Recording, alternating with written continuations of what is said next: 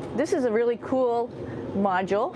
Of course, most of these modules you'll see they have 4 sides, and they're put together. That way we could sort of work on a flat plane, either a wall, a floor, another wall, or the ceiling. But you know, again, all you have to do is turn yourself and your reference changes. The reason I'm bringing that up is because this is where 4 out of 6 of us sleep. And so people always ask about sleeping in space. Do you lie down? Are you in a bed? Not really, because it doesn't matter. You don't really have the sensation of lying down. You just sit in your sleeping bag. So here's one sleep station right here. I'm going in right now. You can follow me if you want. So I'm inside. It's sort of like a little phone booth, but it's pretty comfy. I've got a sleeping bag right here that we sleep in, so we don't have sort of like a little bit of a cover. We don't fly all over the place. But you know, you can sleep in any orientation. I have it sleeping, feeling like I'm standing up right now, but like you saw, I'm on the floor. But it doesn't matter if I turn over and I sleep upside down. I can't have it, I don't have any sensation in my head that tells me that I'm upside down, so it really doesn't matter. The sleep station is also like a little office. We've got a computer in here.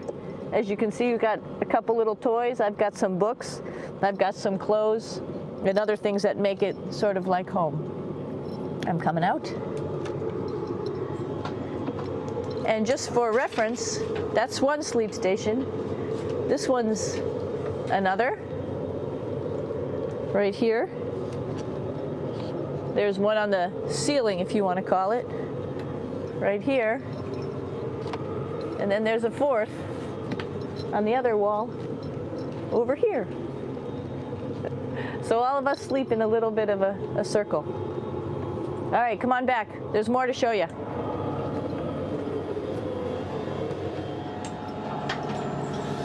I know that there's some questions about how to use the bathroom and how do you actually live in space like normal, like at home. I mentioned real quickly about getting up in the morning and brushing your teeth and washing your face.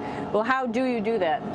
Well, here is the bathroom, essentially. You get up in the morning and we have a little kit, and it has all the essential things that you need, like your toothbrush and toothpaste and brush. See how much better the brush makes my hair look?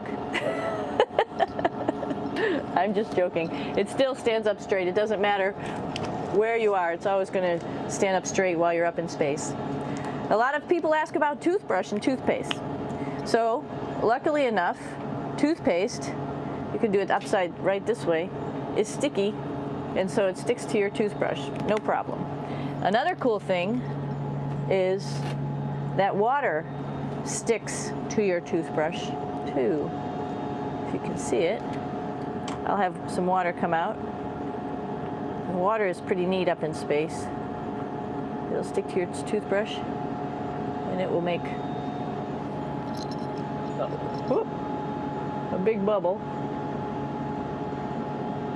and that's just by surface tension. And then you can drink it. So a lot of people ask about what do you do with the toothpaste after you brush your teeth.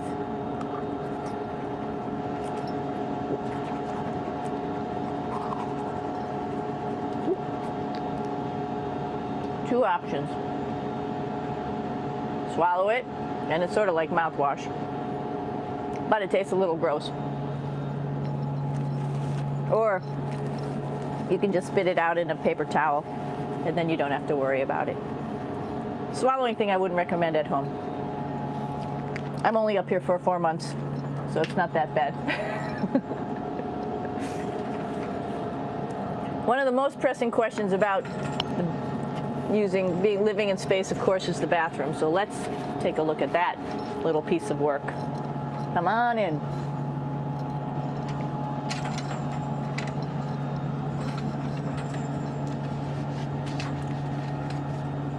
Here we are at the throne. This is awesome. You might see the little, you might have noticed the little moon on the outside. This is our orbital outhouse right here.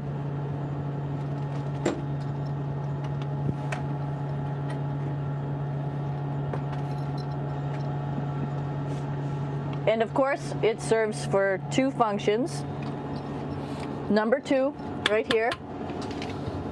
I'll show you.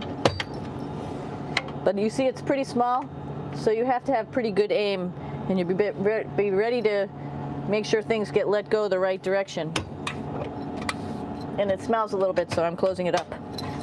And that's of course for number 2.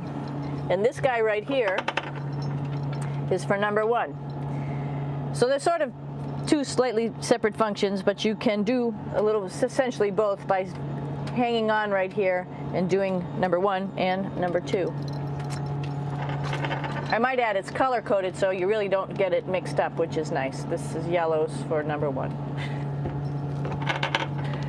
And also there's a selection of paper. People always ask about toilet paper. What do you do with toilet paper? What kind of toilet paper do you have? We have gloves, just because sometimes it does get messy. We have some Russian wipes, which are a little bit coarse if you like the coarse type of toilet paper. We have some nice tissues, which are nice and soft if you like soft toilet paper. We have Huggies, just for any cleanup. You know, we were all babies once, and this sort of helps. And then if things get really out of control, we have disinfectant wipes, just to make sure we clean up here. Because, you know, just like the water I showed you, the number 1 stuff can sort of go all over the place if you don't aim correctly. And did I mention both of these have a little bit of suction, so they should keep things going in the right direction. But like I said, sometimes things get a little out of control if you are out of control yourself flying around. So we have lots of protective stuff. And of course, you do have your privacy. There's a little door, so other people know that you're in there.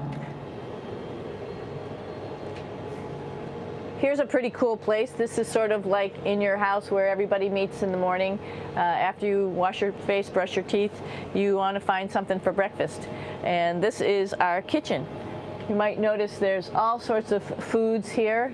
It's like opening the refrigerator. You got all your different stuff that you want to have: drinks, meats, eggs, vegetables, cereals, bread, snacks.